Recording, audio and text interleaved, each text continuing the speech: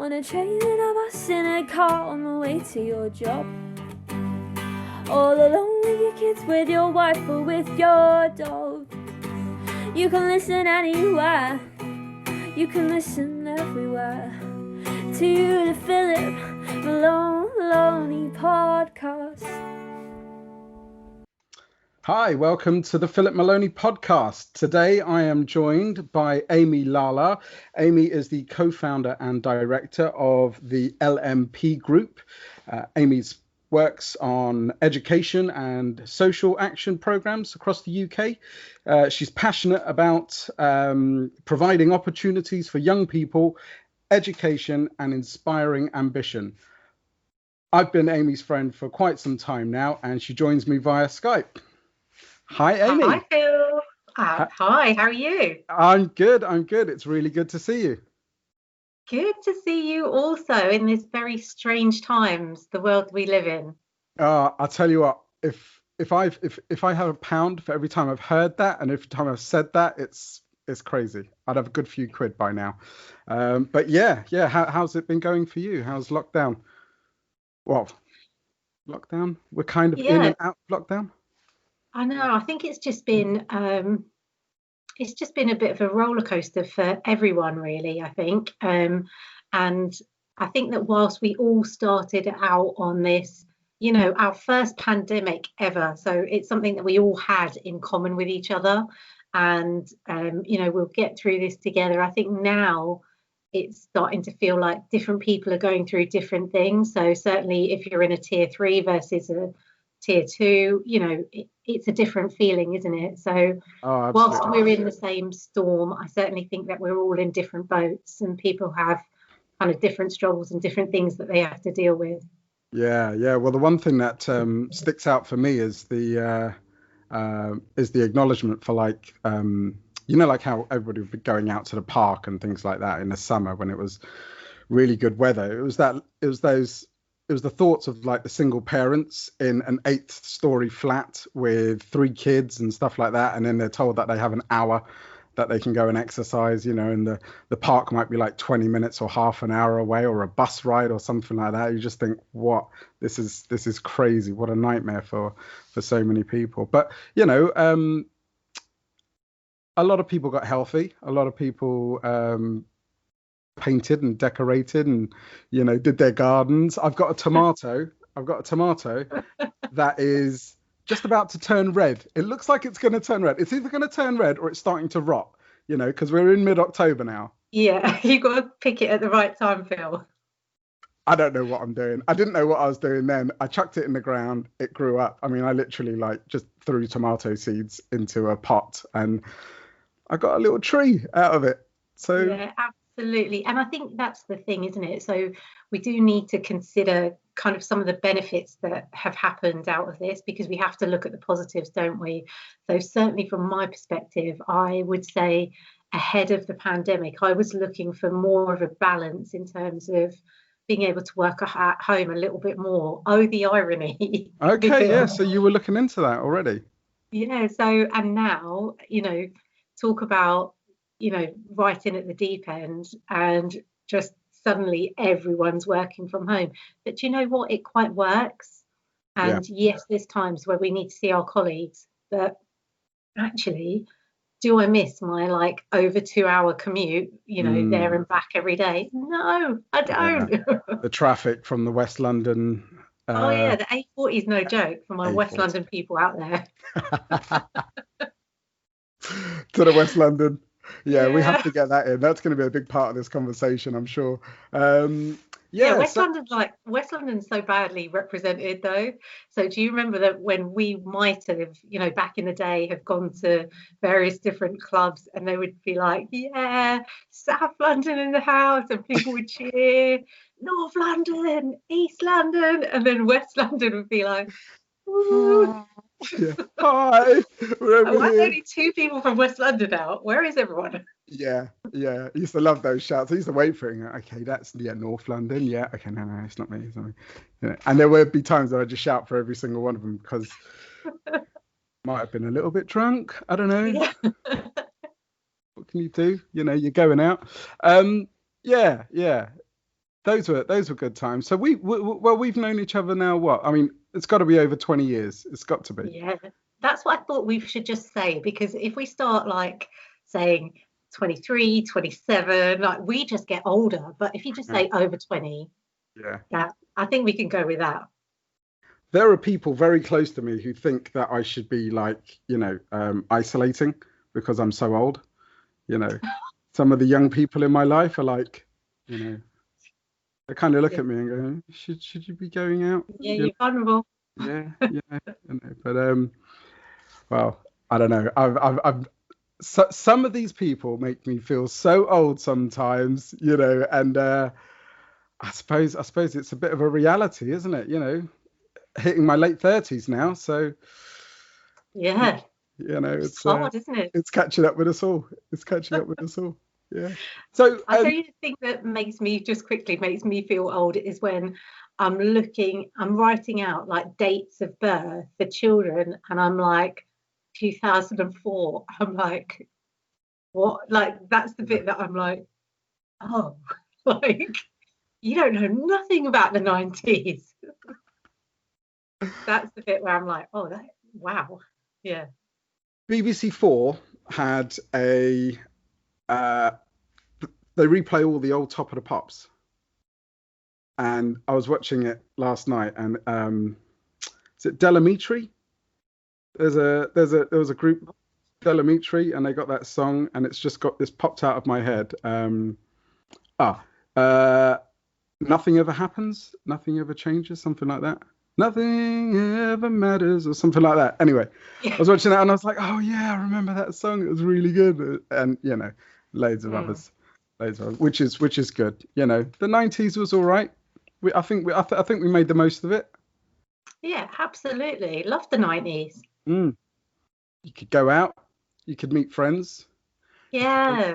Park when you told your parents you were going to like a friend's house, and then like catch hypothermia in the park. Yeah, well, I heard that people did that from time to time. So we won't name any names. No. This is going out to the big wide world. It's going out to do that. Yeah. 2020 WKDs. No, WKDs are a bit later, I suppose. But yeah, 2020 was Kay's cider. Kay's cider was always a good one. But there are parents watching and stuff like that, and I'm definitely not going to lead you down that dark alley. Thank you, and I won't be led either. To many admissions to the childhood. Right, but so I think it's a good time to tell the people that this is my very first podcast. It's the Philip Malowney podcast. It's come together very quickly, but I'm really excited to do it. And my very first guest is you, and I'm over the moon. I'm so happy that you could do it. And one of the reasons is because and hopefully I get more and more people of the same ilk as yourself, because you're very inspiring to me. I've known you for a number of years, and I've seen firsthand the continued growth that you've had, in your career, in your relationship, in just the way you sort of hold yourself and your integrity, and etc. etc. So I thought it'd be a really interesting time to catch up with you, have a face-to-face, because we don't get to see each other very often.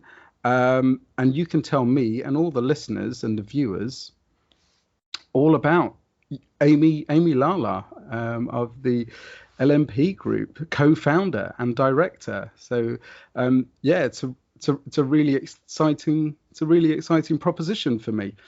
So before we go into that, I want to know about the Amy before I knew Amy. So who was the young girl? What was your childhood like? Just briefly, or take your time and describe your environment as a child growing up.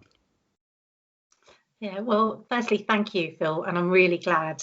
I'm glad to be your first guest. I'm glad that we're doing this together because I'm sure it's going to be absolutely fabulous for you. But so, who was I as a child? So, um, grew up as an only child with mum and dad in West London. I grew up with an extended family, which is really important to me. So I have cousins that didn't live under the same house, but certainly I consider to be brother and sister. And still to this day, we're quite close. I would probably say that I describe our family as like the United Nations because we have people from all different kind of backgrounds, which is really special. And I think has maybe helped to shape kind of my outlook. You know, we really embrace. What sort of Um, range? What sort of range of how far reaching is this United Nations? our Um, United Nations. So lots in Europe. So mum and dad are from India. My mum's brother's wife, my auntie, she's German. So then her children are half German, half Indian. wow. Then one man married someone from Spain, and then one married someone from Italy. And then I married someone that is Black British. So we have a real kind of mix and we really embrace kind of the different cultures, the different, listen, we embrace the food, let's be real. Yeah, Like, it's all about the so food, right? You got the it's all about bratwurst, the you got the food. pasta, you've got We've the got jerk every, there, listen, we're happy. We've got the Indian food and you got the king and of it all, the Indian food. yeah. So that's been really, really nice to kind of grow up in that atmosphere with such real acceptance. And whilst both my parents are from India, they're both from different backgrounds. So Okay. that's been great as well, because again, it's learning about different cultures within kind of one country. Okay. So my childhood was um, a really nice childhood, you know. I think that I I kind of appreciate that I didn't grow up with social media. You know, we knew what we had. We didn't. Wasn't anything lavish. Didn't go without anything, but didn't want for anything because, you know, we didn't grow up in this MTV era of, you know, seeing what everyone else had. I You need a know, you had. Lambo. I need a Lambo. I need a hotel suite. I need an infinity pool. I need a Caribbean holiday or a Caribbean villa. Yeah, I mean Yeah, that's these are sort of reasonable needs nowadays for the youngsters. so true. And you know, But at school, like we had to wear green flash Dunlop trainers. Like that's what okay. we had to have because everyone had to have the same thing. Ah, So I grew up trying different things, and I think that's what's so great about my parents is that they really encouraged me to, you know, interest in piano, try piano, ballet, tap, did all of those things to really start to kind of explore what I did and didn't like. I'd probably say that one of the things that I tried really helped me was going to drama classes. okay. So I and that really helped build my confidence. And I would follow my cousin wherever she went. So she was doing it, so I was doing it. Right. But actually, she stopped doing it, and that was the first time I actually said, "No, I'd like to carry on." Okay. Um, and so that was a real strong interest of mine, probably before I knew you, Phil, because by that Yeah. time, by the time I met you, whilst I was so passionate about it, I thought there wasn't much I could kind of continue later on. But I would do, you know, Questers. I used to go there and do plays with them in Is that right? Ealing. Yeah. So that was like I actually felt more confident then. I don't know how I did it, you know. Firstly, I don't know how I learnt the lines and also stood up in front of so many people, but Yeah. I think that might have helped that phase of my life a little bit because it certainly made me a little bit more confident than what I was kind of before that period. Ah, okay. Yeah, so that makes a lot of sense because you're very confident. I mean, you know, you can stick you in a crowd of people and yeah, you're definitely noticed. You know, you don't sort of shy away and what have you. You're not by any means sort of, you know, brash or obnoxious in a group of people, but you're definitely Thanks. there. You're definitely around, and yeah, that's okay. So that's from your drama side, but you're also very sporty, aren't you? You do tend to have a lot of sport interests. Um, Yes. how did that I how did think that develop from there? so. That also developed at school. So I loved doing all sports. So I just joined the typical clubs, which were netball, hockey, and hockey in the winter is no joke. Right. So I was like, yeah, not sure this is for me. But we had this fabulously strict teacher at our school. So I went to Twyford in Acton, and Mm. yeah, I know you can boo, but we all know. But anyway, so I went there, and I just remember once you joined the club, she really didn't like it if you dropped out. And I had Okay. been trying for weeks to subtly drop out, and I was like, this is not working. And then I just had to bite the bullet and tell her. Like I used and then I think from that point onwards, she knew that, okay, well, she likes sport, but she doesn't like this. But anyway, we had a new teacher join, and he said he was going to start a basketball club. And I'm like, wait, it's indoors. So even in the winter, this sport has Yeah. like great Smart. mileage. So just went, had a look a few times. I was like, yeah, this sport looks good. And when I started playing, I was hooked. That was it.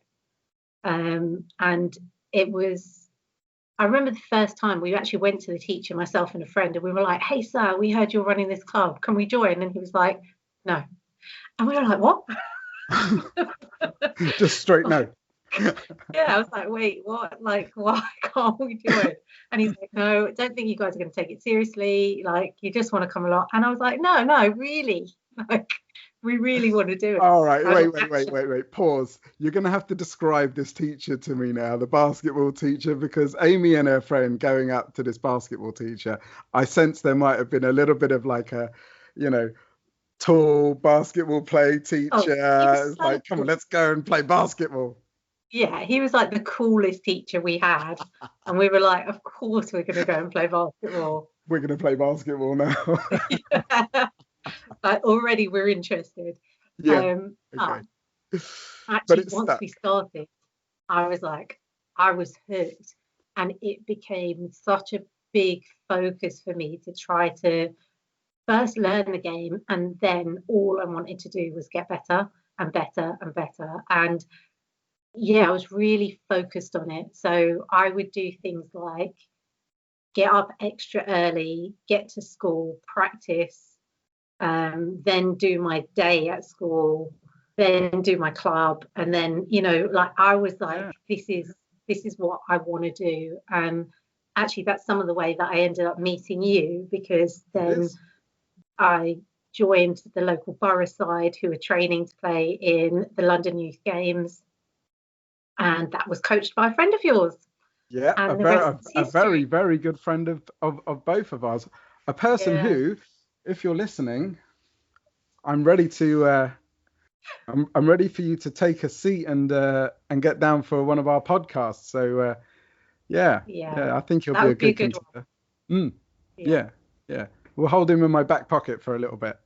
But yeah, no. So getting back to that, you found sport and you loved it, and you found a direction, and it gave you a that kind of like, right, I'm ready to kind of focus in on this and get this going. So was that always in you to do that, or did you think that this was something quite special for you to um, have a go at, and did it change you at all from being who you were before to somebody, like, I guess what I'm trying to get at is, was that um, one of the little nuggets that developed Amy into Amy that we see today?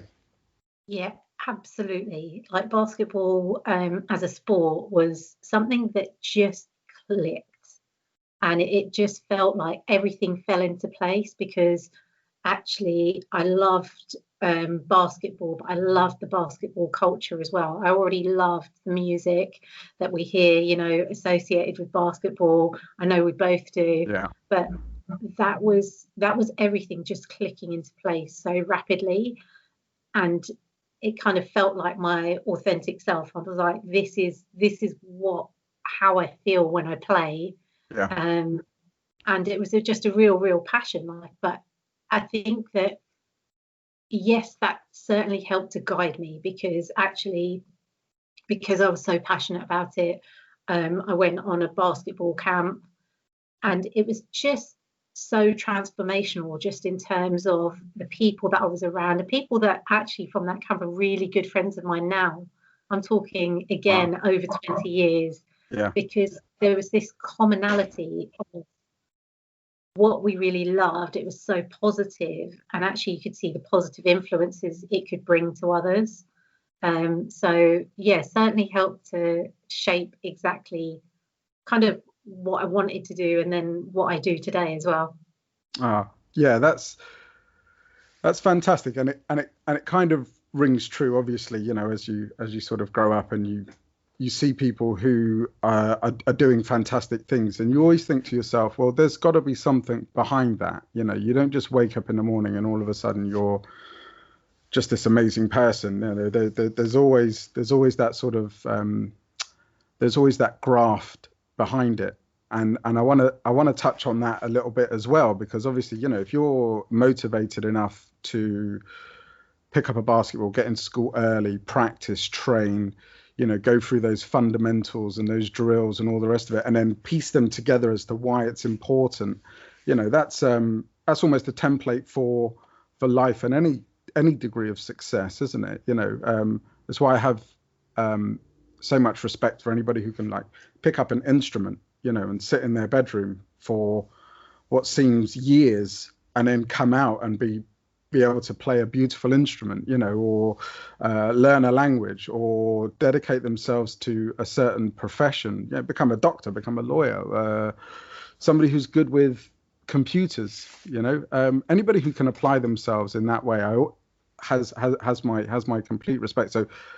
So to start off and learn a sport that, you know, might not necessarily be the first thing that a young lady might be sort of pushed into doing, you know, especially an Indian girl, you know, it's kind of like, well, how is that, you know, culturally relevant? But I suppose it's it kind of boils down to that really unique upbringing, you know, where you had the United Nations, so you had so many different influences and opportunities ahead of you. It wasn't a narrow focused goal, which, you know, isn't really a problem either, but it's kind of nice to have that broader horizon.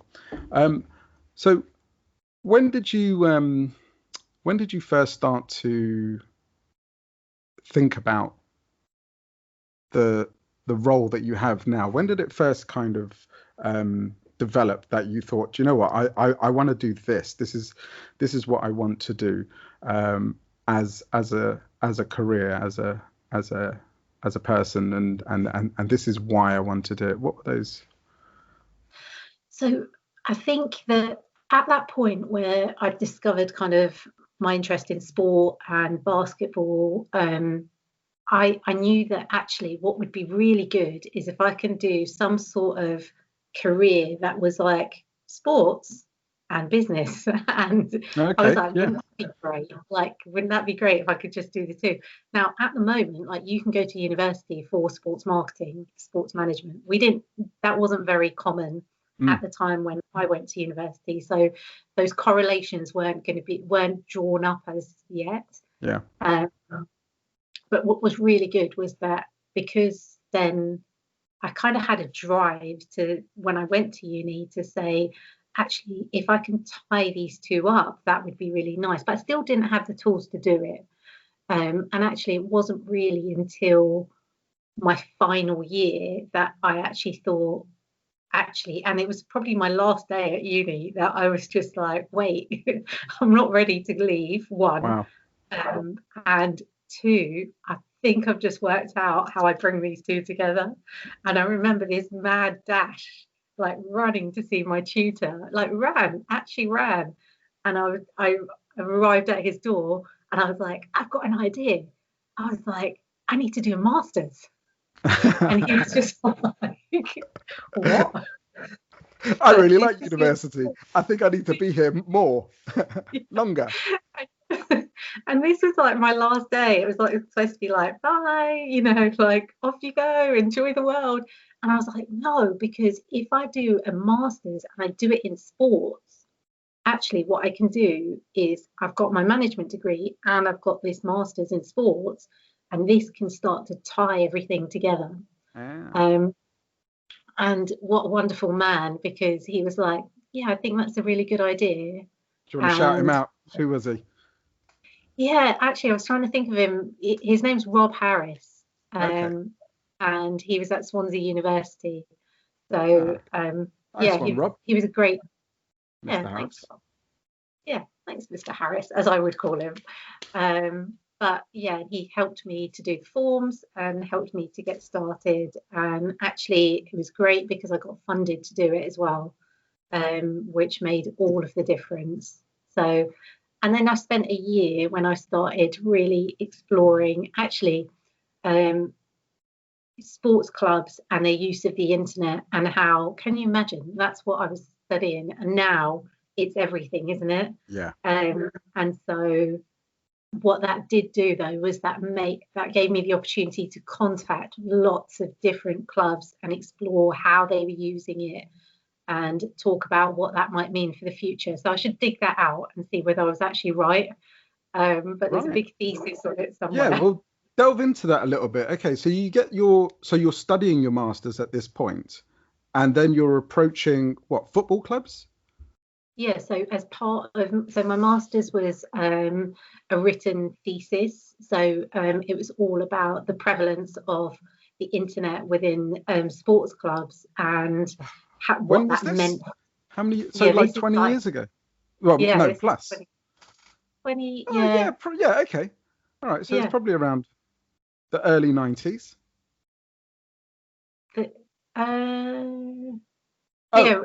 Sorry. Yeah, okay. So late 90s, early 2000s. Late 90s.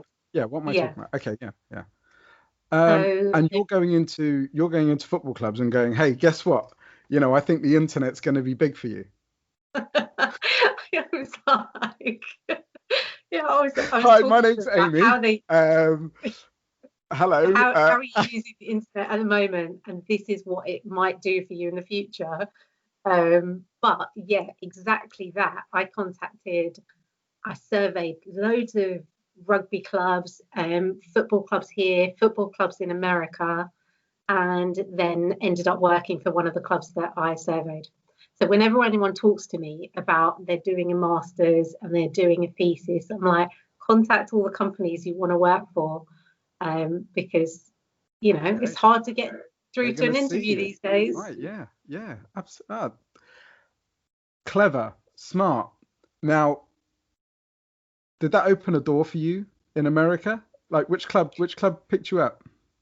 Well, actually, that probably, whilst I did survey them, actually, it was another friend of mine that completely opened that door for me. And he was a friend from university that was going out to work at this football club. And he was from Wales and he was leaving from Heathrow Airport. And I was like, hey, just like come stay with me and my parents, like we'll catch up and then at least you're closer. And so he did, and we had a chat, and I was like, so wait, you're going to go and work for a football club? I was like, you know nothing about football. And we were just laughing. And all I said to him was, I was like, hey, check out if there's a job for me when you get there. And what a good man, because within, I think it was like maybe the first 4 weeks he was there, he gave me a call and he was like, hey, there's a job. So within 4 weeks, he's hooked you up with this new opportunity. Okay, so how did that go? So he was like, oh, so there's this opportunity. Are you interested? I said, yeah, I'm definitely interested. And he's like, right, I'm going to give your phone number to the boss. He's going to call you for an interview. And I was like, okay, fine.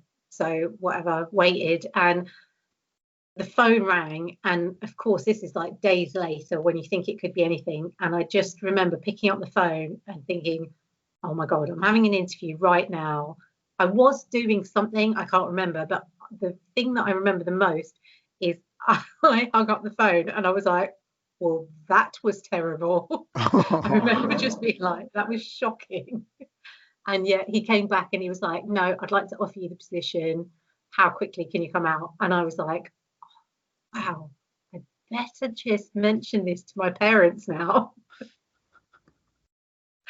And yeah, so then I had those conversations. What? Yeah. I know your parents don't speak like that. Yeah, they clearly don't speak like that. But it was fun because, you know, suddenly you have this opportunity, and you know, like, it's a big deal. It was even a big deal to think, actually, you're going out. Thank God there was someone I knew out there that was like, this is legitimate, because otherwise all I was doing was packing a bag and going to America. Yeah. So, well, what a fantastic opportunity. So whereabouts did you go? So I went to Boston. So Boston will always have like this like really warm place in my heart. Yeah. And I started working for this club as a marketing executive. They ran 3 different football teams, a men's, a women's, and a youth team. And it was really good, even in those days, to see how popular the women's game was, like more so than even the men's team. And that was like really empowering, because actually you were getting to work with equality. Like, that's all you wanted to see. You didn't have to work as hard to gain kind of the female audience. It was there. People had that respect, which was incredible. But it was a very young team, and I was obviously young at that time as well. So I was living in the players' house. So I lived with the female players, and it was just such a blast. Oh my God. Right. Yeah, that must have been amazing. Yeah, it was so good. And actually, the house that we had there was a floor which was all the females. So there was 7 of us, and there were 7 of the guys living upstairs. So if you think, it was just an everyday party, but these guys didn't have to get up early, and I would just be like, I have to go to work all day.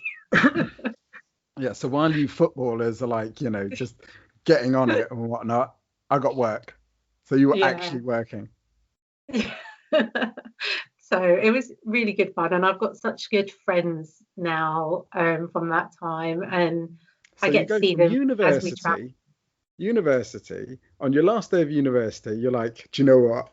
I need a master's degree. Okay, yeah, because that's like, you know, full on party. So you get your master, or you're studying for your master's degree at this point? He's still studying, yeah. Still studying for your master's degree. So how can I take this to the next level? I know. Let's kick it off in Boston. All right, let's go Boston. Okay, we're in Boston now, and we're in a party house of like all of these soccer players. Yeah. Right. Okay, Amy. Yeah. Yeah, it was great. I've never like kind of correlated these patterns before, but bringing them to my attention. Yeah, that's how they go. I'm like, yeah, okay, right, okay.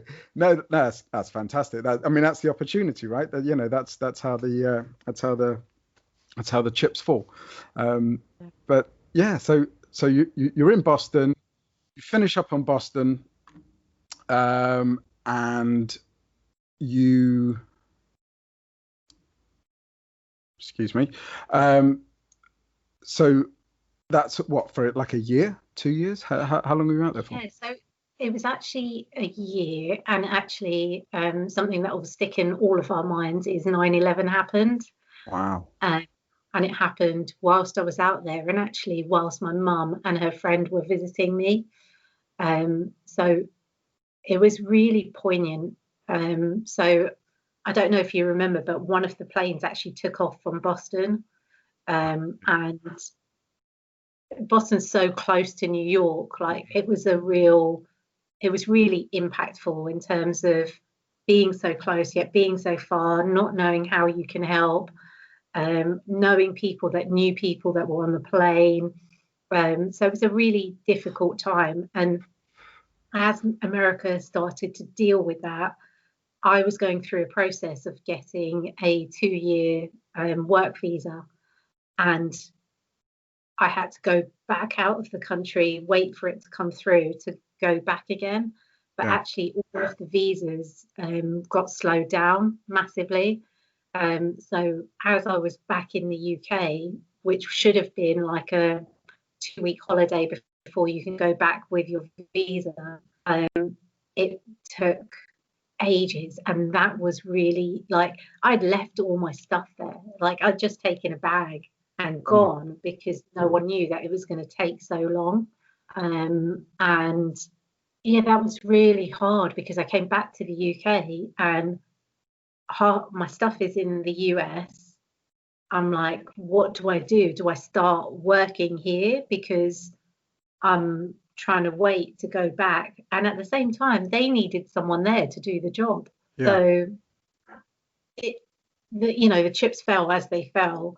But I ended up staying here in the UK and then eventually getting my 2-year work visa for the US by the time I'd made that decision. So it was all difficult. But the biggest thing is that whilst I was out in the US, I was still 1 foot in, 1 foot out, because for me, it would be very, very difficult to leave my family, like my parents, for a long period of time. They're everything to me. Like we speak every single day. I see them all the time when I can during this period. But that was the thing that was, and I love America. Like I really do. I've been there regularly as a child. Might have got family there. But this was the thing that I was like, okay, well, that's it. The decision's made. I'm staying in the UK. Yeah. And I started working for a football club over here. Any football club in particular? I was working for QPR. There's going to be a lot of people cheering my at that. connection to West London is so real, isn't it? Yeah, that is real. That is real. Queen's Park Rangers. Queen's Park Rangers, and that was a great time. Like, so I was there for about 2 years, and again, know people from that period that are just wonderful period. That wonderful people that are still in my life. And I was working again in the marketing commercial department, but I kept on drifting over to the community side, and I really respected all the work that they were doing. So this is now the local area where, I was very familiar with, grew up around. So Shepherd's Bush, Acton, Hammersmith, White City. Yeah. All those areas. Okay. And so everybody in Australia, New Zealand and South Africa listening to this podcast are like, Shepherd's Bush. Okay. Yeah, I know. They're all like, tune. Okay. Yeah, I get you. Right. Yeah. Well, I don't know. But yeah, so I think, that was really eye-opening, because actually what you were seeing was the two sides to football. Of course, you saw everything that was on the pitch, but then you also saw all the work that's needed within the community, the real mechanics. Yeah, absolutely. And what we were trying to do was like do some of the things that I think are really so important, because you've got some fabulous footballers that actually can really have such a good impact in the community, because I can go in and say something 10 times and they can come in, say it once, and it's so powerful, because actually whether they like it or not, they're a role model, and you can use that power for like immense good, I think, as we are seeing currently in the news with Marcus Rashford, which I'm truly humbled by all the work he's doing. I think it's fabulous. But it's amazing. I was taking players into schools to talk to young people, and what we were finding was that we would go in and we'd be like, hey, are you thinking about what you'd like to do in the future? And we'd meet these 15, 16-year-olds that would be like, yeah, I want to be a footballer. Like, okay, great. Where are you playing at the moment? No, I'm not. Okay. Have you got a backup plan? What's the second backup plan? Like, because everyone's, you know, no one's here to kind of take away your dream, because that's essential that you have that. But actually what we do need to do is just make sure that you're getting your qualifications so that you have options after that. And it really resonated with me, the amount of times that this happened. And as I was thinking about kind of what was going to be the next 20 years, and because I've got my, you know, it was a dream job to work within a club. And I was like, oh, like, what's next? Do I stay here another 20 years, or how can I influence change? I was talking, I'd been on this camp, hadn't I, the basketball camp, and I realised that actually this camp had really helped to shape me in terms of what I was thinking. I was like, what would be really good is if I could do a football camp, but maybe with one of the players, so that they could come and talk about kind of and help influence in the same way. And so I approached one of the players. I was coming towards the end of my journey at QPR. I knew that there was something else that I needed to do, and that had to be kind of community related. And I said, hey, so if I were to want to do this camp, like, would you put your name to it? Would you come? Could you help to contribute? And he was really nice, and he said, yeah, you know, if you organize it, I'll come. And I was like, whoa, okay, so this is what I'm going to do. And at the same time, I tell this to our mutual friend, who's hopefully going to be on the podcast. Yeah. And he was like, you need to speak to my other friend. And I was like, wait a minute, I know all your friends. Because by this point, I'd met everyone from school. I'd met everyone from uni. Alan's network. Alan's network is vast. Absolutely vast.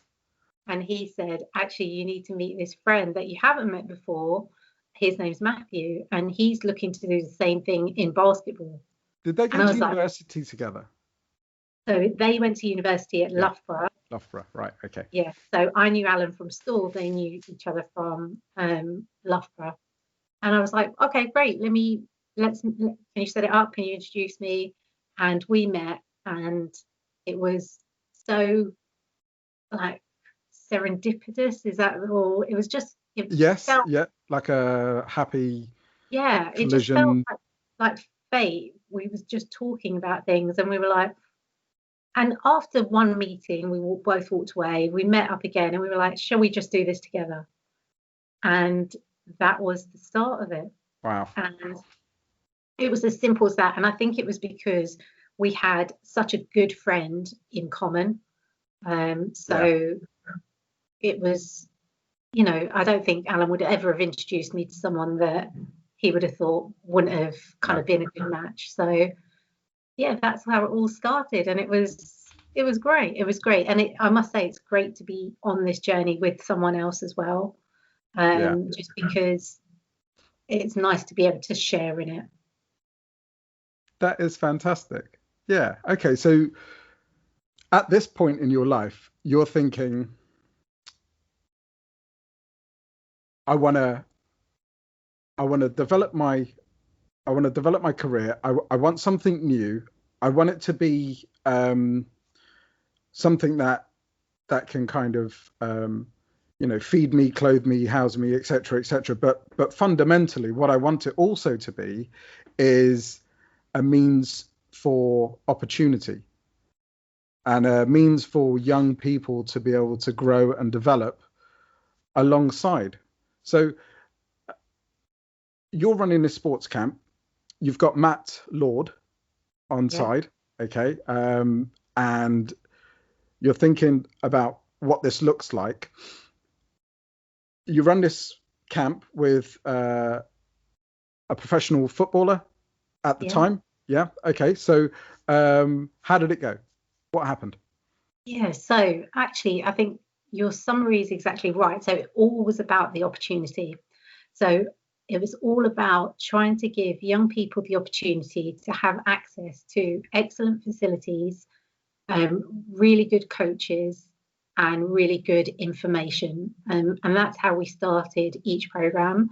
And I suppose what was really interesting was the byproducts that we were getting. So yes, we wanted to give young people this kind of fabulous week of either football or basketball. But actually, what we were finding was that young parents were coming back and saying, actually, it's really built their confidence, their self-esteem, before camp and after camp is so different. They're more independent, they're more responsible. And we're like, oh, and it was a real kind of a step back to say, actually, if we provide young people with these really good kind of solid programs, then actually, yes, they're developing on the pitch or on the court, but actually what they're also developing are these kind of personal and social skills. And that was probably more impactful because actually in a week they were walking away with kind of a renewed sense of self, and perhaps reflecting that's what I got without knowing it at the time. And I think that has been the real motivation for kind of growing and developing, because actually if we can fill young people with positivity and self-belief and self-esteem, then they can raise their ambitions, they can be inspired, and they can do so many positive things in this world. And the biggest thing for us has always been is that your past doesn't have to define you. So we're not, whatever has happened to a young person, and sometimes we know and sometimes we don't know, but actually your future can be anything that you want it to be. We just need to help you to dream big and help to make it happen. Wow. Yeah, no, that's fantastic. I mean, what a I suppose what an inspirational organization, I think so much so at this point in time where young people so many young people are lost. So many young people are thinking, what, I want to be this, and I want to try and get there. And the very thought of failure, of achieving that objective, just spirals them into chaos. It spirals them into, we see, forget the pandemic, we see epidemic proportions of, mental health issues, self-harm, abuse, substance abuse, promiscuousness, etc. That this sort of strive to kind of have a certain type of life at such a young age just blows my mind. And for somebody or somewhere for them to go and kind of refocus and recalibrate their abilities, and to broaden their horizons is an amazing thing to do. And I really cherish that about your organization. I think it's a really fantastic thing to put yourself forward to go and do, put yourself in service of these young people. Yeah, thank you. And I suppose that's why we've grown and developed to do different things now, because we can't reach all young people through the medium of sport and a camp. So lots of our programs are now focused on education, and especially through apprenticeship provision. So helping young people to kind of navigate their first step in their career, because you're right, so many young people that we come across still don't know what they want to do, but sometimes know what they don't want to do. So it's about providing the options. And I really feel for schools. Schools have got a huge job on their hands, and they've had extensive cuts. So we lost a national career service, I think, in 2012. Okay. And all of that weight was passed on to schools to help educate children about their different options. But actually, you need that independence, and you need to be able to look at young people and provide them with guidance that suits them. It's not all about doing your A levels and going to university. There are other options, but I think that the problem that we have in this country is that we don't show parity to the other options. Like, it's still very much, university is the be all and end all, and actually apprenticeships are looked at in a different light. They might be for someone else's child, but actually they're a fabulous option for young people to not only get work skills but to learn on the job at the same time. And there's so many different kind of career routes, so it's not just the traditional. I was going to ask trade. you, what's the sort of spectrum of career for an apprenticeship? Drill down into that a little bit. What's the dynamics of that? How does that how does a young person see that in a clear picture? Well, so if I just maybe tell you about the dynamics of it, like how far reaching it is. So certainly when I was much younger, it was very much thought of as a trade. So if you wanted to be an electrician or a plumber, you did an apprenticeship. Yeah. Now you can do an apprenticeship in business administration, customer service, in HR, in some of these more traditional topics that actually you might have had to go to university for, like, back then, but actually you don't have to. There's law, there's so many within the NHS like that are absolutely fabulous, and these are legitimate career routes for young people. And I think lots more has to be done to kind of actually shout about how good they are, but have this parity so that people can understand that actually it's not a lesser qualification. Actually, I think it's harder, because how hard is it to work and study at the same time? I've tried it. I think it's so difficult. But these young people that are taking this step are showing immense amounts of courage, I think, and just making sure they're taking steps for their future. And that's what we're about. Like, can we find you that opportunity? Can we help you get that job? And, there's some great stories. We've had some wonderful young people that had to go for, 4 or 5 different job interviews. And we're just like biting our nails, hoping they get it. But it's about preparing them for that. And you're right, preparing them for that piece on resilience. What do we do when it doesn't go right? What do we do when we fail? Because actually it's about your reaction to that, isn't it? It's about looking at it, being self-aware and saying, okay, this is the part that I played in it, because it can't be luck every time. How do I educate myself? How do I change myself? How do I practice my interview skills a bit more? And just that self-belief that if you keep going, you will get there. No, I love the message. I think it's good. I think it's wholesome. It's got responsibility attached to it, and I think it's I think so many young people can benefit from that. I mean, I like sort of listening to other podcasts and things like that, and there was one recently where they were talking about having almost like a personal statement for yourself, and then extrapolating that out through, like what your town is, what your town offers for you, what your city offers for you, and what you should be offering for your city. Yeah, it was really good. It was on the Joe Rogan podcast with Matthew McConaughey. He lives in Austin, Texas. So he was saying, I'd like to, I don't know what it was, word for word, but he was basically saying, like, he wants like a ministry of Austin with like a certain list of kind of criterias, and the real it was from a really good place. It was basically about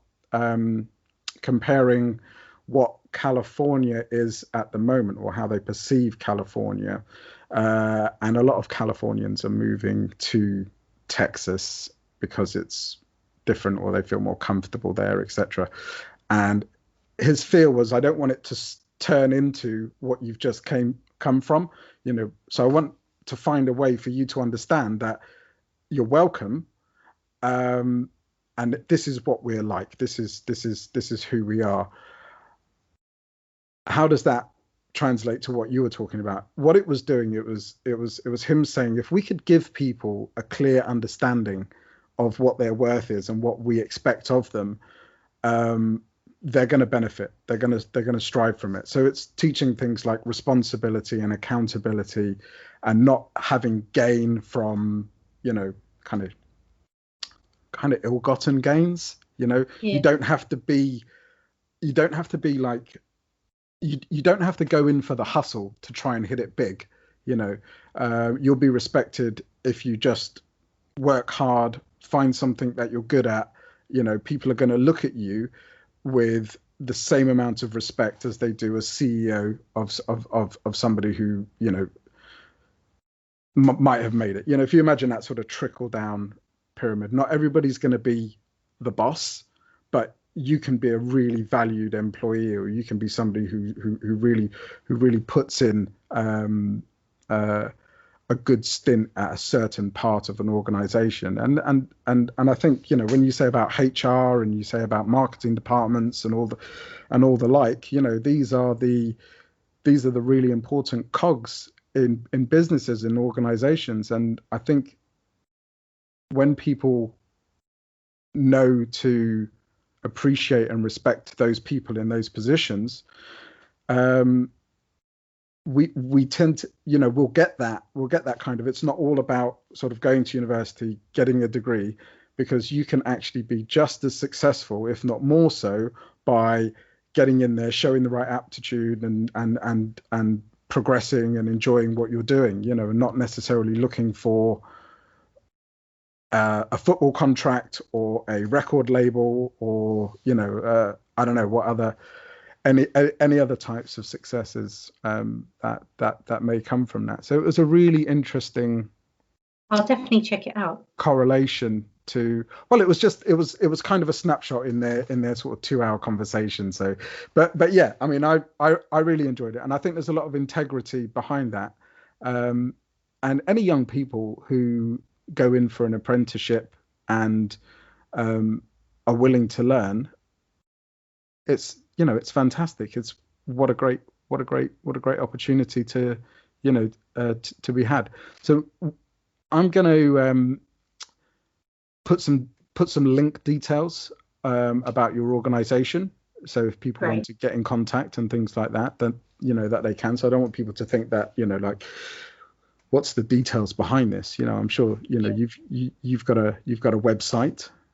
Absolutely, and I'll certainly share that with you, because actually, whilst we still work with young people, this is for anyone within an organisation that might want to upskill, because yes, it's about young people, but actually it's also about those that might be within a role at the moment and need some upskilling, or want to do something that's a little bit differently, and an apprenticeship can do that for you, even if it's not your kind of entry point into an organisation. So we work with people that have been in organisations for like 20 years and are then doing an apprenticeship with us, which is fabulous, really, because they will turn around to us at the end and some are saying, I've got a new lease of life. Like, I've now confirmed the things that I did know, learnt new things, and have got this kind of new ambition for what I want to do. And I think times have changed. If I look back, I think about careers in the past, you used to have one career. Now the thinking is that you will have maybe 3 or 4 different careers. Yeah. Well, how fabulous is that? There's not something that you need to. And actually, if we can help to find something that you are so passionate about that it doesn't feel like work, then that's the dream. Because if you're not happy in your kind of typical 9 till 5, you're not going to be happy at home, because you've been miserable for that period. And I think we both know people that are not happy in their 9 to 5. Sure. And actually, it's really sad to see. And yes, it's a means to an end, but really, like, let's see if we can find something, because everyone will have something that they will do and they will just love doing. We just got to find it. Yeah, just a flick, ignite that switch that makes you feel a little younger again. That gives you a little fire in your belly. Yeah, Yeah, I know. Well, that's really interesting that you do it for all sorts of age ranges, because no more so than now, you're finding people who are, through no fault of their own, needing to change career path, or their entire industry is on its knees, and they need to look at what they can do for the future. So this should be a very busy time for you in yeah, regards to having filling those spaces yeah, for different absolutely. companies. So So we're certainly seeing an increase in applications for our roles, um, like massive amount. But we're also seeing some of the caliber and the talent of people that are coming through are not typical of what we would have maybe seen last year. So right. certainly people are already thinking about changing industries, looking at transferable skills, but feel this is going to be such an issue for our country over the next however many years, Mm. because actually you have got so many people that have been displaced, and I don't see that we're going to see this kind of immediate bounce back. Right. I think the normal that we had has gone. Mm. There will be a new kind of different way to do things. But as an organisation, I can speak personally, I don't think that we're going to go back to being in the office 5 days a week. Yeah. I think that's gone Yeah, for us I can't anyway. see that. I mean, what does it take to be in an office for 5 days a week? It takes buses, it takes trains, it takes lots of people gathering, etc. So yeah, yes, there's a lot to consider, Yeah. going And then around that. if you think about that, just the footprint is what I think about actually by all these organizations. Like we'd pop out for coffee, pop out for lunch, Yeah, meet people for dinner, all of that kind of spending that we would have been doing isn't happening in that local area. So that impact is really being felt. So I think it's going to be a very long road. I think that we're certainly interested in supporting kind of skill development for young people, but for adults as well, and trying to make the transition, because there are so many talented individuals out there. It's just about helping them to find kind of something that they can love again. yeah. So therein lies the hope, over this. The talent is there, isn't it? So we're going to have a period of uncertainty where we don't quite know what's going on. We don't quite know who's going to go down, but always when there's people that are going down, you're going to get businesses and industries that are going to rise. And you're going to get the entrepreneurs who are going to look at the gap between those two, and they're going to find little vertical spikes of other industries that they're going to create, and that may well be through sort of online provisions or physical provisions, because And leisure's not going away, and people are still going to want to find new innovations. yeah, absolutely. And we've How are we seen going to so party? Someone's going to come up with it. but we've seen so many things. Like some of the ones that I've heard of are the gin distilleries that are now producing hand sanitizer. Yeah. Well, So that's just a a big shift in production, right? engineering companies creating ventilators. Yeah. I mean, I think that there's a bit of a shelf life for these industries. Hopefully we don't need that to happen. We want gin producers producing gin, and we want engineers producing whatever they produce. All the fantastic things that we use every day. But yeah, you're right, and it's exactly that. Out of this sort of chaos and crisis, the cream does rise to the top. So having that pool of talent is going to be so important, and obviously businesses need to be getting in contact with you for their apprenticeship fulfillments. Absolutely. I think it's always nice to speak to a business when we can actually just talk to them about actually what are your skills needs and how can we help to fulfill that, because that's the question really. If you're going to be spending money on learning and development, why are you not looking at the medium of an apprenticeship? Why would you not? And I think those are the things that it's nice to have these conversations with businesses about, to actually not try to fit something that doesn't fit, but if it fits, then this is a really good solution for you. So yeah, that's the kind of pleasure in what we do, that we can help to kind of bring things together. And yeah, they're just lovely success stories, you know, when apprentices complete, they move on and do something, or you just hear, you know, what they're doing at different points. Yeah. So yeah, really nice. Yeah, you're going to see that. You're going to see that sort of that growth in that individual from the sort of shy, timid to the professional, whatever it might be. Yeah, absolutely. Yeah. Going out and having lunch and doing all of these great things that you do when you work within organizations and stuff like that. Yeah. Okay. Well, that's really good. So the future is going to be what it's going to be, you know, for this pandemic and things like that. You know, who knows what's around the corner with it. You know, I believe we're in an age where things just seem to be supersonic in the way that they evolve and in the way that they sort of move and progress. You know, I remember being a kid and things just took years and years and years to change and to develop, you know.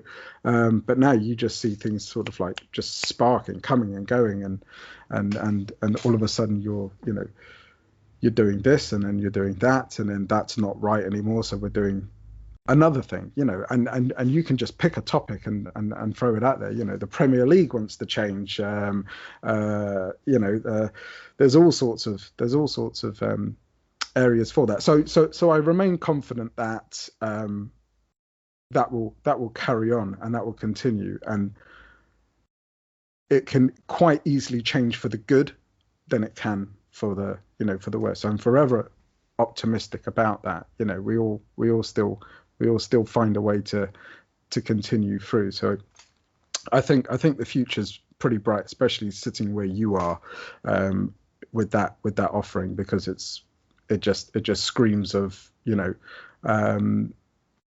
wholesomeness, really. It's kind of the right thing, you know, to be doing. You know, there's no way that can be impacted, although I'm sure it does have its you know, points at the moment where it might be quite difficult to do things with distancing and, you know, organizing teams of people under 6 and what have you, you know. So that's going to be crazy.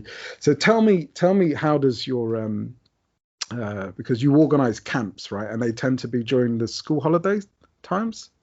Yeah, so apart from kind of the residential camps that we do during the summer, we also work in our local area, which is Hammersmith and Fulham, to provide free activities for young people. And we've been doing that for about 7 years. And actually, when the pandemic happened, you remember it was March, and we were like 3 weeks away from the Easter holidays. Yeah. And we knew we had to have an offer for those that were most in need. So actually, our offer has remained, but we're only doing that for those young people that are vulnerable, or families that are key workers that need that additional support. Mm-hmm. So I feel really grateful to having been able to be out and doing that face-to-face delivery. It's been, you're right, you've had to think about so many different things. We've had to adapt activities, adapt group sizes. But actually, when you're face to face with young people and you can see how much they need it, you talked at the start of this podcast about, you know, families that lived in flats, and we're seeing firsthand the kind of struggles that, you know, families are really going through at this time, and the vulnerabilities that exist within our community.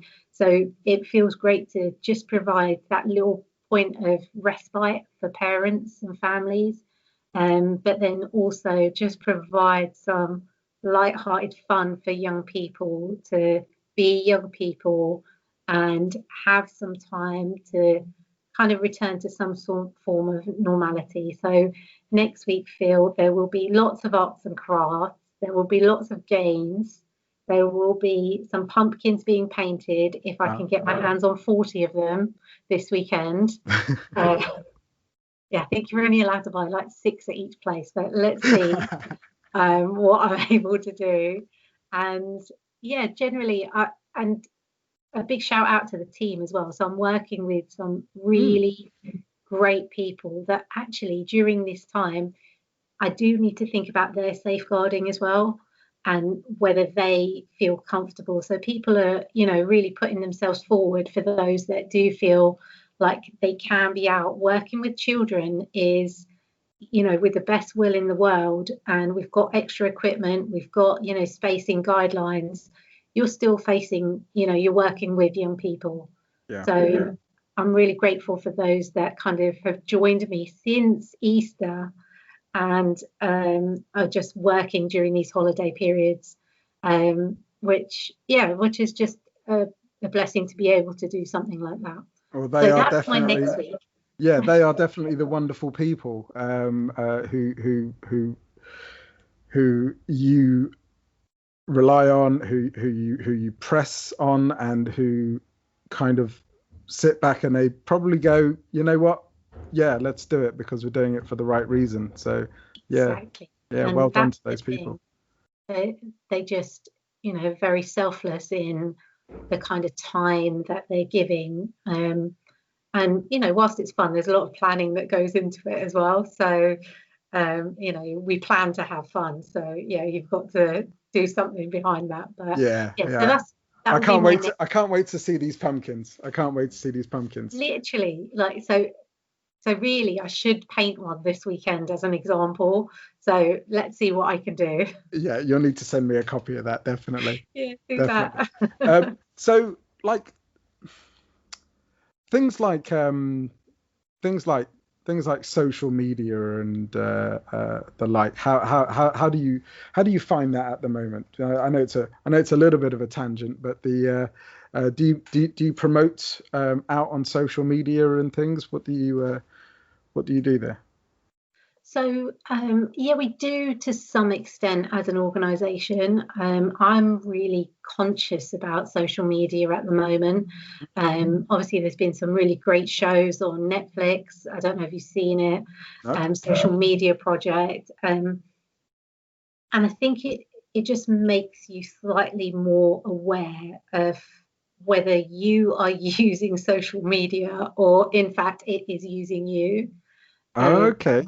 So I would definitely say that's worth watching. So I, as an individual, I don't post too much. Like, I post maybe things that I really, really care about, or things that I sometimes think will make people smile.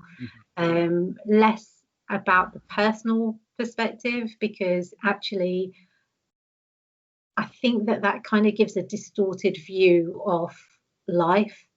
And actually, when you did post, or when I did, you know, you'd only post the good stuff. Like, no one's really posting. Yeah. I've got to clean my house today, and that's the reality of it. If you look at the corner underneath the couch, just at the back by the skirting board, right? Look, take a photo of that. You know, maybe everybody should do that. You know, yeah, I've been challenged. I've been challenged to take a photo of the corner of my skirting board.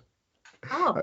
No. I mean, I'm just saying. Oh, right. I think that would be a really good challenge for people to do. You know, in order to like see. Okay, let's have a look. Yeah, and I think the bit behind the sink. You know, the bit behind the sink where you can never reach with the mop. You know, we should all take photos. Mine's clean, but I think what I'm seeing is that I'm seeing the influence that's happening on young people. Yeah. that's the disconnect. That's the bit that really, really hurts, because actually young people are growing up with this reality that they're seeing pictures, and it's staged, but whatever you say to them, they will not, their perception of what beauty is, about what size is completely distorted. And that's the thing that I worry about for lots of young people, but certainly resonating with young females, I would have really struggled with that. And that's the side of social media that I don't think is positive. The thing that I see as positive, the good messages that you can promote. And let's talk about, the reach is phenomenal, like really, really good. So literally last night we've seen Marcus Rashford find loads of companies that are now next week. I actually got goosebumps just talking about it, because it really moves me that much, that are going to donate food to families next week that otherwise would be struggling. That is the beauty of social media. When you can do something like that, I'm like, thank goodness, we've got such strong role models out there that can make a difference to these families, because it will be a struggle. It is a real thing. And we need to find a long-term solution to it, is what I completely agree with. I think those people, people like Marcus Rashford, and then all the people that contribute to him doing that. It's a very similar type pyramid, So we've got someone like you who's passionate about young people and giving them the opportunities and things like that. And then there's that tier system of all the people that make that happen, bring that all together, and then you've got your Rashford who kind of says, look, do you know what? I'm gonna just raise my head above my thousands of pounds a week, and I'm gonna raise an issue, and I'm gonna champion that issue. And the amount of people that didn't even get asked, they just went, yeah, do you know what? I'm in with that. I'm in with that. It's a really amazing,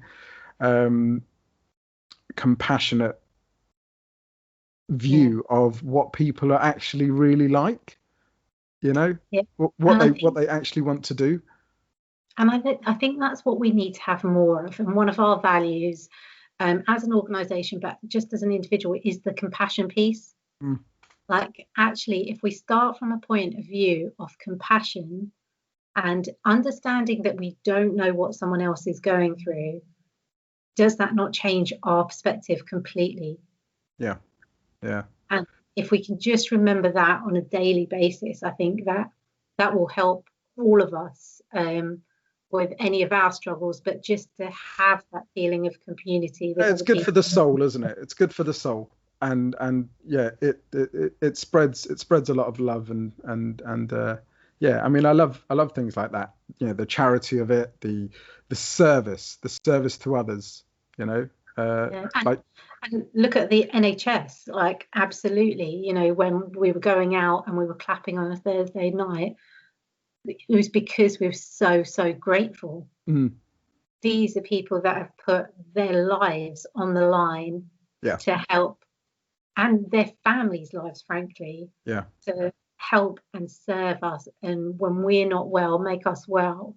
Like, wow, we're so lucky to have groups of people that give back so generously, and for very little reward.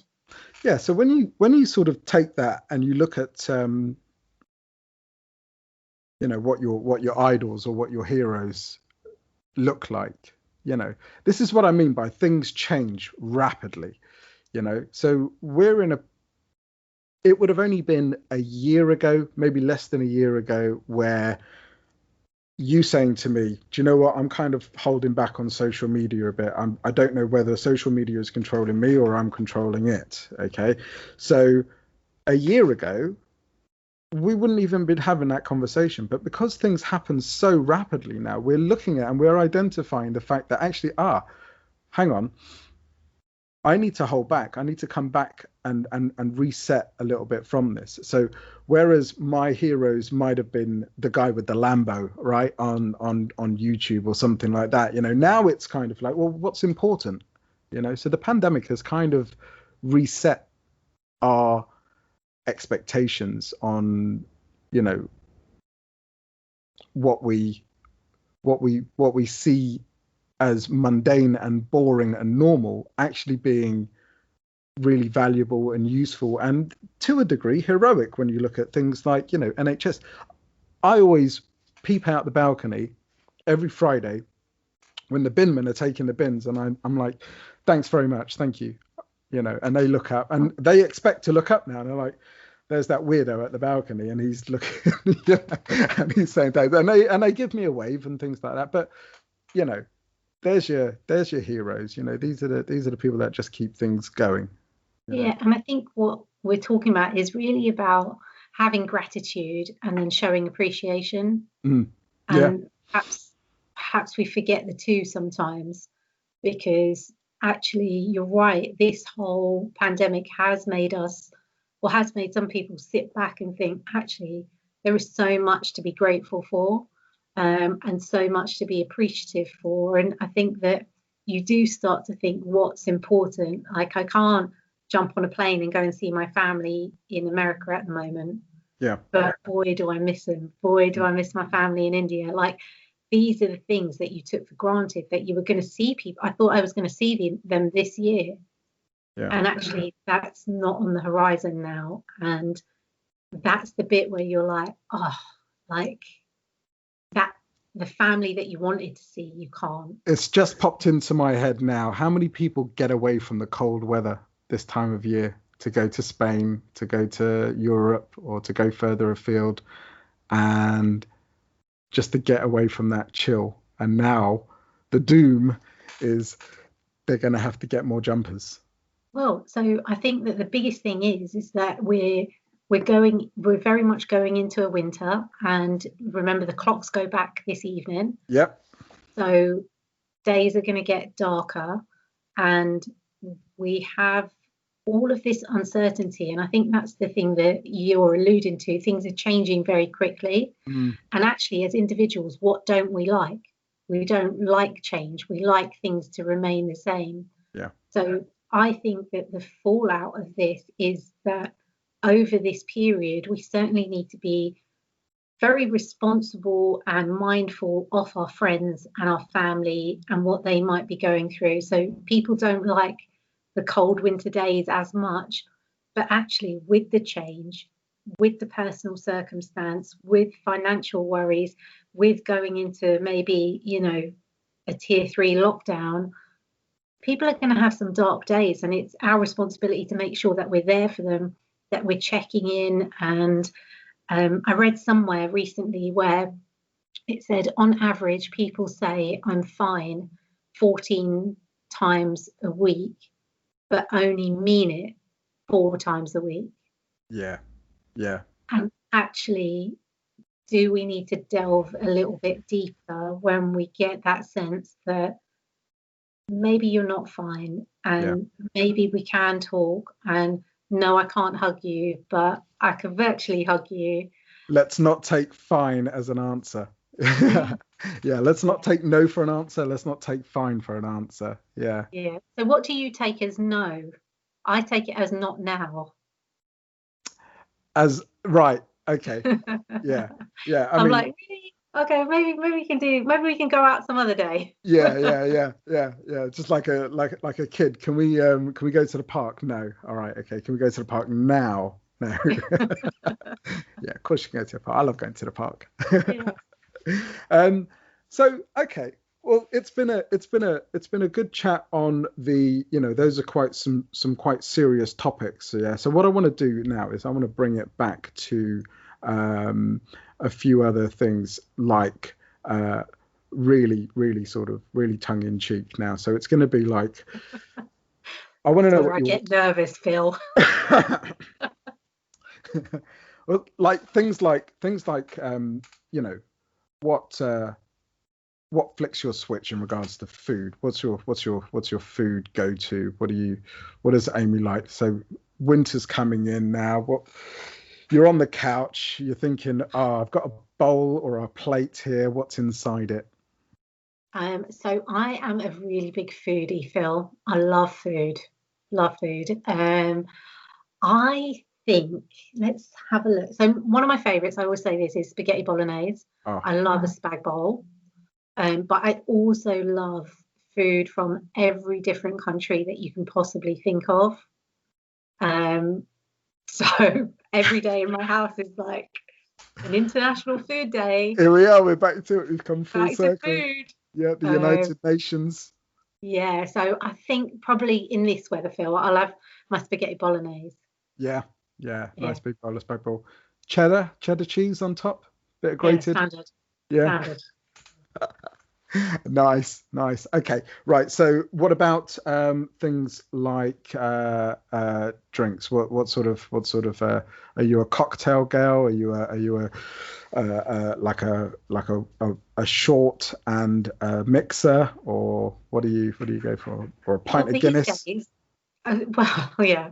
Okay, these days I'm very much a definitely a cup of tea in the morning girl. Like, wow, love that. How good does that taste first thing in the morning? Yeah. And in an evening, you will find me with probably either a glass of Prosecco or a G&T, nice glass of red. I'd have a glass of red with my spaghetti bolognese. How's that? Yeah. Okay, that sounds good. That sounds like a good meal. I'm definitely with you on the tea. With you on the tea. Oh, a cup of tea. Do you have a cup of tea? Yeah, I love a cup of tea. A cup of tea. I'm actually my other half's a very, very good tea maker. I'm blessed. Yeah. That's good. Emma does tea. She does tea very well. That's lucky. Yeah. Sometimes I get a biscuit. Just sometimes. Yeah. So okay. So if there was no limit to it, what would be your ideal holiday? What would you like to do? Definitely sun. Definitely sun. I think we're talking Caribbean holiday. Okay. Probably 2 weeks if there's no limit. Yeah, go for it. Yeah. 2 weeks in the Caribbean. I don't know what I'm doing to myself right now, even having this conversation. It's like, yeah, I know. This is like the most torture. 2 weeks in the Caribbean. Yeah, all inclusive. All inclusive. Yeah. Yeah. Just how many steps are you going to get in a day on your Caribbean cruise? Well, how many steps is it from the pool to the restaurant? Yeah, about that many times 3. Okay, so about 60. Yeah, 60. You don't want to be doing 70, but then there's a dance floor, right? So you'll make it up in the evening. Yeah, well, you think that, but I'm normally like so exhausted from like doing nothing all day that I'm like probably time for another nap. Yeah, love it. Breakfast buffet. You're gonna have the cold breakfast as well as the cooked breakfast, and then maybe mosey on to the omelette station. Yeah, so the omelette. The only thing about the omelette station is that it's really filling, isn't it? Like, so you have an omelette, and then you're like, I don't know, Amy. What sort of omelette are you having? Well, whatever omelette I have, I find them really filling. So I'm like, the strategy is to only have that on one day. Have it last. And then everything else you can have like bits of. You can have it last, right? You can do your no. You can do I hate the feeling of being too full. Yeah. Okay, well that's the Caribbean. That's the Caribbean cruise and the well, not Caribbean cruise. That's the Caribbean holiday. What else would be a good understanding? So like books, movies. Oh yeah, again. So books. Actually, the last book that I read was called Untamed. Okay. Really good book. All about who we are as individuals and how we're maybe socially conditioned. So really fascinating. I thought that was really good. And movies. Last night I watched Father Figures with Owen Wilson, which I thought was really quite amusing. So that Yeah. was good. I don't think Um, I don't think I've seen that.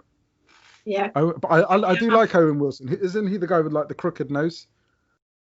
yeah, but I wonder whether he would like us to describe him that way, or I whether. don't mean crooked as in dodgy. I just mean characteristic. I think that we should maybe say, isn't he the one that's the Hollywood actor? Okay. That one. The Hollywood actor. Just in Yeah. case anybody listens to this podcast. Yeah. I love Owen Wilson. I think he's so funny. Oh no, yeah, definitely. He does the couch adverts now, doesn't he? The Sophology Yeah, he or whatever. does. Sophology, yeah. Yeah, I quite like that. It's a bit cheesy, but yeah, it works. Sorry about that. Thanks for picking me up on that, Amy. Yeah. No problem. That's what I'm here for. Yeah. So okay, well, that's a pretty good movie. What's your favourite movie? Your absolute favourite movie? The one that came to mind was The Notebook. Okay. Lovely. Yeah, I can't watch it because you cry too much. Right. So I like that. I like old movies though as well. Yeah. So my best thing that could happen this afternoon potentially, because it's quite grey out, is that I could go downstairs and be scrolling and find an old Cary Grant film. Cary Grant film. Yeah, Wow. old actor, or Gone with the Wind. Yeah. And I could just get a blanket on and I'd be so happy watching a nice black and white film. Nice. Yeah, I like that. And music wise, what's your spectrum? What's your range in regards to music? Yes, it's not a great range, but it is like my best music is R&B and hip hop. Like my dream is 90s R&B and hip hop. Yeah. Just the classics. Love music. Love. So we got like I think another mutual friend of ours was quite into Blackstreet. Is that what it was? Yeah, Blackstreet, I know. Yeah. Yeah. Yeah, they're pretty good. Yeah, I'm just I like all of the like 90s hip hop quite, and R&B as well, just old tunes. So just get your thug you'll on. catch me singing. Get your thug on with some old school hip hop. Well, no, I just appreciate it. Come on, Amy, you must have a snapback cap and all that lot, right? Some blammies, maybe a little salt and pepper jacket or something like that in the cupboard somewhere. I like salt and pepper. Yeah, I don't necessarily think I can rock the jacket that well, but I remember the jacket you're talking about. Yeah. Those are always good. Yeah, the 90s hip hop. No, love it. Yeah. And family life at the moment. You've got your wonderful partner there, Mark, who deserves a shout. Obviously, he's put up with you and your business and your enterprise and all the rest of it. So he deserves a pat on the back for all that. He's doing really well. I believe is out and about somewhere at the moment. Got into the garden yet? Has he? Oh, so the garden's done. I don't know whether you know. The garden's done. Oh, that's fantastic. Yeah, it's like I'm looking out. It looks good. I'm happy that it's finally not just mud. That's the best thing. And my habit is buying seeds and plants and then not doing anything with them. Yeah, but seeds last as long as you keep them in a good environment. The seeds will last. I think they're in the glove box of the car, so I just need to take that next step. They're not still in the Amazon delivery pouch. No, I actually was in the shop and I was like, oh, I really want these seeds. I actually really want the herbs, but I need to learn that I've got to plant them first. Yeah. So, and I have good intentions. I buy these things and I'm like, I'm going to repot that plant. During lockdown, I see, this is what I do. So I think, it'd be great to grow some things, like just get out and plant some seeds and see how they go. So I know what I need to do. I need to go and buy some things now. I need to go and buy some toys. So I need a spade. I need a fork. I need some knee pads. I need some gloves. I need a little shady hat just in case it's too sunny. Brilliant. You know, I need some green sticks to go in. I need a little bit of twine. I need lots and lots and lots and lots of things. And I'm just about getting a tomato. Well, at least like you've got all the gear. I've got all the gear, and I've got no idea. I've got no idea what to do with it. So, you know, hey ho. You know, if the pandemic does become what you know, all the sort of the preppers think it was, you know, I've got a few bits and pieces. In fact, I shouldn't even say that because I'll probably get attacked for my utilities, you know, for all the stuff that I've got for gardening. My twine, someone's going to come and do me in for my twine. That'll be the way it goes. Yeah. Well, Amy, listen, this has been a pleasure, an absolute joy. Is there anything else you'd like to cover while we're on Skype? No, just to say thank you. Thanks for the opportunity, and I think that you're going to be really great at doing this and having lots of conversations with different people. So I'm really excited to see your journey. But thank you for inviting me on, and yeah, I really appreciate it. And it's always nice catching up. It's fantastic catching up, and thank you so much. And I'm equally looking forward to it, and I'm sure that this isn't going to be the last time that we speak on the Philip Malowney podcast, because I would definitely like to have you back again with some updates, with some, you know, with some news and all the progression that you deserve going forward, Amy. So thank you so much for joining me today. Amy Lalla, the co-founder and director of the LMP group. So wonderful. Thank you. Thanks so much, Phil. Bless you. Bye. On a train, in a bus, in a car, on the way to your job. All alone with your kids, with your wife, or with your dog. You can listen anywhere, you can listen everywhere, to the Philip Malowney podcast.